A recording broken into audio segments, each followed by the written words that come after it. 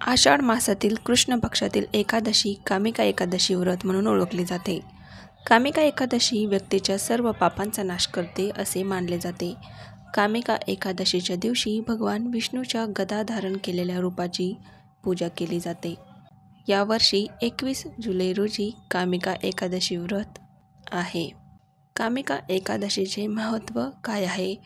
गंगा, काशी, नैमिषारण्य आणि पुष्करमध्ये स्नान केल्याने जे फळ मिळते ते भगवान विष्णूची पूजा केल्याने प्राप्त होते.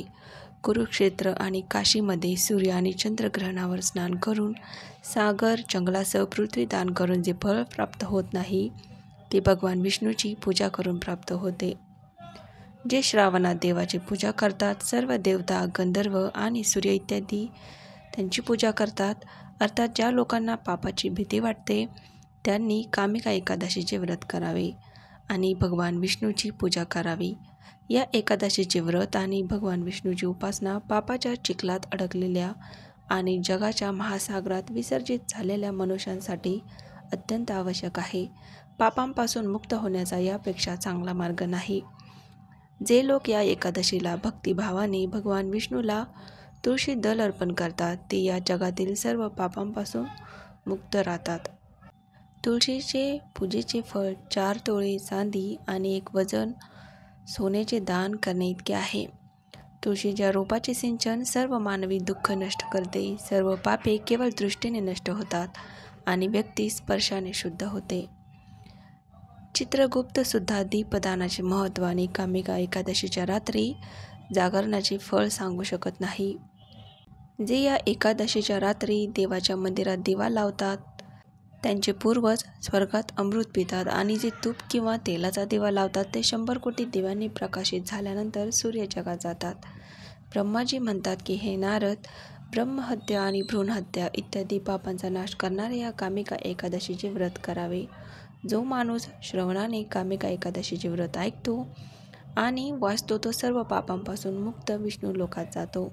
तर चला ऐकूया कामिका एकादशीची व्रतकथा. रिक्वेस्ट आहे की व्हिडिओ शेवटपर्यंत नक्कीच बघा.